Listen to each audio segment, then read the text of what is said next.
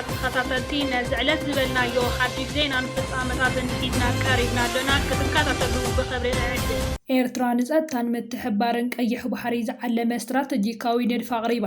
ኣብዚ ዞባዊ ኩነታት ብቕልጡፍ ዝቀያየረሉ ዘሎ ተኣፋፍይ እዋን መንግስቲ ኤርትራ ንጸጥታን ምርግጋእን ቀይሕ ባሕሪ ዝዓለመ ኣብ 12 ነጥብታት ዝተሰረተ ስትራቴጂካዊ ንድፊ ንቤት ምኽሪ ሃገራት ገማግም ቀይሕ ባሕርን ወሽመጥ ዓረብን ኣቕሪቡ። እዚ ንድፊ እዚ ዞባዊ ሰላም ንምውሓስ ዘድሊ ናይ ሓባር ስራሓት ስሉጥ ምትሕብባርን ንምትካል ዝዓለመ ኮይኑ ቀንዲ መበገሲኡ ድማ በዓል ቤትነት ውሳነን ናይተን ኣብቲ ዞባ ዝርከባ ሃገራት ምዃኑ ተገሊጹ። እቲ ብኤርትራ ዝቐረበ ሰነድ 12 ነጥብታት ከም መሰረት ናይቲ ዞባ ስትራቴጂ የቐምጦም። ቀዳማይ ክለመዳዊ ገምጋም ንኹነታት ቀይሕ ባሕሪ ብሓቀኛን ዘይሻራዊ መንገዲ ምግምጋም። ካልኣይ ንጹር ሽቶታት ኣብቲ ክስራሓሉ ዝድለ ሽቶታትን ዕላማታትን ሙሉእ ንጹርነት ምፍጣር። ሳልሳይ ምፍላይ ስግኣታት ንጸጥታ ቀይሕ ባሕሪ ስግኣት ዝኾኑ ረቑሒታት ብዝርዝር ምልላይ። ራብዓይ ተግባራዊ ስትራቴጂ ንውሃቢ ዕላማታት ንምዕዋት ዘኽእል ስትራቴጂ ምሕንጻጽ። ሓምሻይ ምክልኻል ሓደጋታት ንስግኣታት ንምምካትን ንምውጋድን ዝሕግዙ ስልትታት ምውጻእ። ሻድሻይ ሕልሚ ምትግባር ነቶም ስትራቴጂታት ናይ ተግባር ዝቕይሩ ዝርዝራዊ ወደባት ምድላው። ሸውዓይ ምውፋር ጸጋታት ንምትግባር ዘድልዩ መሓውራትን ፋይናንሳዊ ጸጋታትን ምውዳብ። ሻምናይ ምኽባር ለኣላውነት ኩለ መዳያዊ ኣብ ምኽባር ለኣላውነት ሃገራትን ኣህጉራዊ ሕግን ዝተሰረተ ምዃኑ ምርጋጽ። ታሽዓይ ምህናጽ ዓቕሚ ሃገራት ገማግም ባሕሪ ናይ ገዛ ርእሰን ናይ ምክልኻል ጸጥታን ዓቕሚ ክህልወን ምግባር። 10ይ ምትሕብባር ኣብ መንጎ ሃገራት ዞባ ቀይሕ ባሕሪ ዘሎ ምትሕብባር ምሕያል። 11 ምውጋድ ግዳማዊ ውድድር ነቲ ዞባ ካብ ውድድር ዓበይቲ ሓልታት ዓለም ነፃ ምግባርን። 12 ቀጻሊ ምኽክር ምስቲ እናተቐያየረ ዝኸይድ ዘሎ ኩነታት ንምስጓም ስሩዕ ምክክር ምክያድ። ኤርትራ ኣብ መግለፂያ እዞም ነጥብታት እዚኦም ከም መበገሲ ሓሳባት ኮይኖም ብቐጻሊ ምኽክርን ልዝብን ከማዕብሉ ከም ዝኽእሉ ኣስሚራትሉ ኣላ። እቲ ንድፊ ብቐዳምነት ዞባዊ ሰላም ንምርጋጽን ነቲ ኣብ መንጎ ዓበይቲ ሓልታት ዓለም ዘሎ ምስሓብ ናብ ቀይሕ ባሕሪ ከይመሓላለፍ ንምክልኻል ዝዓለመ ከም ዝኾነ ተገሊጹ። ላዕለዋይ ልኡኽ ትራምፕ ዲፕሎማስያዊ ርክባት ንምሕዳስ ናብ ኣስመራ ይበጽሕ። ካብ ምምሕዳር ፕረዚዳንት ዶናልድ ትራምፕ ዝተለኣኸ ላዕለዋይ ልኡኽ ኣብ መንጎ ኤርትራን ሕቡራት መንግስታት ኣሜሪካን ንነዊሕ ዓመታት ተሓላሊፉ ዝጸንሐ ዲፕሎማስያዊ ዝምድናታት ንምሕዳስን ንምጥንኻርን ኣብ ኣስመራ ወግዓዊ ዑደት ይገብር ኣሎ። እቲ ብላዕለዎት ዲፕሎማስያኛት ዝተሰነየ ልኡኽ ምስ ፕረዚዳንት ኢሳያስ ኣፈወርቅን ካልኦት ላዕለዎት ሰበስልጣን መንግስቲ ኤርትራ ተራኺቡ ኣብ ዞባዊ ጸጥታ ሰላም ቀርኒ ኣፍሪቃን ቀይሕ ባሕርን ዘተኮረ ዓሚቕ ልዝብ ከም ዝተኻየደ ተፈሊጡ ኣሎ። ድሕሪ ኣብ መንጎ ኤርትራን ኢትዮጵያን ዝተበጽሐ ታሪካዊ ናይ ሰላም ስምምዕ ምምሕዳር ትራምፕ ምስ ኤርትራ ዘለዎ ርክብ ብምሕዳስ ኣብ ዞባ ቀርኒ ኣፍሪቃ ዘላቂ ሰላም ንምስፋን ዝዓለመ እዩ። ሕቡራት መንግስታት ኣሜሪካ ኤርትራ ኣብ ስትራቴጂካዊ ኣቀማምጣ ቀይሕ ባሕሪ ዘለዋ ተራ ብምግንዛብ ኣብ ጉዳይ ምክልኻል ግብረ ሽበራ ጸጥታ ባሕርን ብሓባር ንምስራሕ ዘለዋ ድሌት ገሊጻ።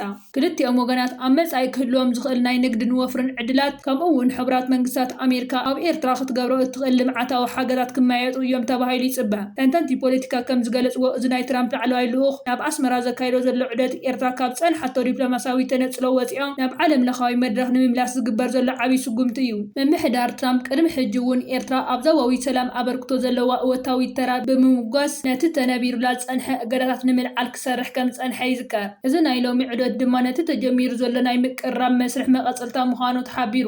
መንግስቲ ኤርትራ ብወገኑ ነቲ ልኡኽ ድሙቕ ኣቀባብላ ከም ዝገበረሉን ምስ ሕቡራት መንግስታት ኣሜሪካ ኣብ ምክብባር ለኣላውነት ሓበራዊ ረብሓን ዝተሰረተ ርክብ ንምህናጽ ድልው ምዃኑ ገሊጹ።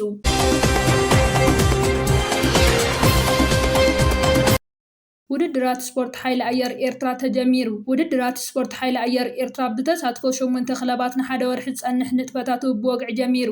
እቲ በቢ2 ዓመት ዝካየድን ንልዕሊ ሓደ ወርሒ ዝጸንሕ ውሽጣዊ ውድድራት ስፖርት ሓይሊ ኣየር ኤርትራ ብዕለት 5 ነሓሰ 2026 ተጀሚሩ።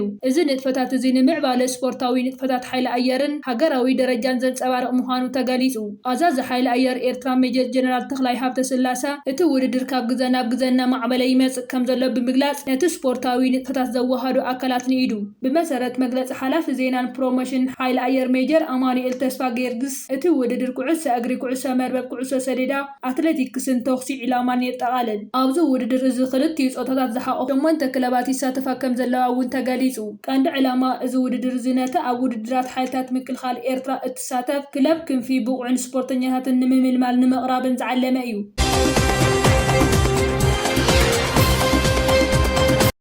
ሴናተር ኣሜሪካ ናብ ኢምራት ዓረብ ዘቕንዕ መሸጣ ኣጽዋር ደው ክብል ጸዊዑ ሓደ ላዕለዋይ ኣባል ባይቶ ኣሜሪካ ኢምራት ነቲ ብጀምላዊ ቁትለ ዝተኸሰሰ ሓይልታት ቅጡፍ ደገፍ ሱዳን እትገብሮ ዘላ ቀጻሊ ደገፍ ብምጥቃስ ኣሜሪካ ናብ ሕቡራት ኢምራት ዓረብ ዘቕንዕ መሸጣ ኣጽዋር ደው ክተብሎ ትማሊ ዕለት 6 ነሓሰ ኣብ ዝተዘርግሐ ሓበሬታ ጸዊዑ ሴናተር ክሪስ ቫን ሆለን ኣብ ካፒተል ሂል ድሕሪ ዝተኻየደ ሚስጥራዊ ኣኼባ ኣብ ዝሃቦ መግለጺ ኣሜሪካ ኣውዳቢ ንሓይልታት ቅጡፍ ደገፍ ምድጋፍ ደው ክተብሎ ንምግዳድ ምቁጽጻር ምክትታል ስግጋር ኣጽዋር ክትጥቀመሉ ከም ዘለዋ ገሊጹ ሓይልታት ቅጡፍ ደገፍ ምስ ሰራዊት ሱዳን ኣብ ኣዕናዊ ግጭት ኣሎ ዓለም ለኻውያን ተዓዘብቲ ሓደ ካብቶም ዝኸፍኡ ሰብኣዊ ሓደጋታት ዓለም ብምባል ይገልጽዎ ኣባል ኮሚቴ ርክባት ወጻኢ ሴኔት ዲሞክራሲ ቫን ሆለን ኣሜሪካ ቀታሊ ብዝኾነ መንገድታት ሓይልታት ቅጡፍ ደገፍ ኣብ ሱዳን ምጽናት ዓለት ይፍጽም ከም ዘሎ ብወግዒ ከም ዝወሰነት ኣመልኪቱ ኣብ ዝሓለፈ ወርሒ ጥቅምቲ ወታደራዊ ጉጅለ ኣብ ውሽጢ 3 ዓመታት 16,000 ሰባት ከም ዝቐተለን ኣብ ኣልፋሽር ዝተፈጸመ ጀምላዊ ግፍዓት ኣጉሊሑ እዚ ድማ ኣብ ዙርያ እታ ተኸቢባ ዘላ ከተማ ኣልበይድ ተመሳሳሊ ዕንወት ከይፍጸም ኣጠንቂቑ ኣብዚ እዋን እዚ ኣብ ኣልበይድ ኣስታት 500,000 ሰባት ኣብ ከቢድ ሓደጋ ከም ዘለዎ ቫን ሆለን ገሊጹ እቲ ኣባል ባይቶ ንሱን 20 መሳርሕቱን ሳኔትን ሚኒስተር ጉዳያት ወጻኢ ማርኮ ሩቢዮን ምምሕዳር ትራምፕን ናብ ኢምራት ዝግበር ወታደራዊ መሸጣ ኣጽዋር ብምቁጽጻር ነቲ ጉጅለ ዝቦ ደገፍ ሙሉእ ብምሉእ ደው ከብል ቅድመ ኩነት ከቕምጥ ከም ዝተማሕፀኑ ገሊጹ ንሱ ንሩብዮ መሸጣ ኣጽዋር ኣሜሪካ ናብ ኢምራት ዓረብ ደው ክሳብ ዘየበለ እቲ ምጽናት ዓሌት ዝፍጽም ጉጅለ ሓይልታት ቅልጡፍ ደገፍ ተግባራቱ ክቕጽል ምዃኑ ስኽፍትኡ ገሊጹ ንሕና ኣሜሪካውያን ኣብ ሱዳን ጨፍጫፍ ንምክልኻል ክንገብሮ እንኽእል ቀሊል ነገር እዩ ክብል ድማ ኣስሚሩሉ ዋሽንግተን ሓንቲ ካብተን ቀንዲ ኣቕረብቲ መሳርሕታት ምክልኻል ኢምራት ዓረብ ኮይና ክትቅጽል ከም ዘላን ኣቡዳቢ ድማ ብሰንኪ ወታደራውን ፋይናንሳዊ ደገፍ ሓይልታት ቅልጡፍ ደገፍ ብቐጻሊ ኣህግራዊ ነቐፌታ ይገጥማ ከም ዘሎ ይፍለጥ ኣብ መጻብ ሆርሙዝ ብዘሎ ስጋት ዋጋ ነዳዲ ከም ዝወሰኸ ተሓቢሩ ኢራን ምስ ኦማን ብምትሕባር ጸላእቲ ዝተባህላ መራኽብ መስመር እቲ መጻቦ ከይጥቀማ ነዚ ተግባራዊ ኣብ ዘይገብራ ድማ ከቢድ መቕጻዕቲ ከስዕበን ምዃኑ ድሕሪ ምግላጻ ዋጋ ነዳዲ ይውስኽ ከም ዘሎ ተሓቢሩ ኢራን ንመራኽብ ኣሜሪካን እስራኤልን ተጠቀምቲ እቲ ባሕሪ ከይኮና ንምእጋድ ዘሕለፈቶ ረቂቕ ሕጊ ስዒቡ ዋጋ ነዳዲ ብሓሙስ ጥራይ ልዕሊ $3 ወሰኻ ርእዮ ኣሎ እቲ ግጭት መፍትሒ ክርከበሉ ይኽእል እዩ ብዝብል ተስፋ ዋጋ ነዳዲ ኣብ መጀመርታ ዝሰሙን ወሪዱ እኳ እንተነበረ ካብቲ ማለ ሓሙስ ጀሚሩ ግን ዋጋ ሓደ በርሚል ነዳዲ $80 ሓሊፉ ኣሎ ኣብዚ ሰሙን ዝተረኣዩ ፍጻመታት ኣብ መንጎ ኢራንን ኣሜሪካን ዘሎ ግጭት ገና ከም ዘይተወድአ ዘመላኽት ምዃኑ ተንተንቲ የገንዝቡ ኢራን ኣብዚ ሰሙን ዘውፅአቶ ንመራኽብ ኣሜሪካን እስራኤልን ዝእግድ ውጥን ንሓይሊ ወጥሪ እቲ ዞባ ከበርኾ ከም ዝኽእል እውን ወሲኾም ገሊፆም ማዕኸን ዜና ፋርስ ንሓደ ኢራናዊ ኣባል ፓርላማ ጠቒሱ ከም ዝሓበሮ እቲ ብኢራን ዝረቐቐ ሕጊ ንመራኽብ ኣሜሪካን እስራኤልን ካልኦት ጸላእቲ ዝተባህላ ሃገራትን ኣብ መጻብ ሆርሙዝ ዝእግድ ሕጊ ነቲ ሕጊ ንምጥሓስ መራኽብ ድማ ክሳብ 20 ሚኢታዊ ዋጋ ዝትፀዓንኦ ጽዕነት መቕጻዕቲ ክኸፍላ ዘገድድ እዩ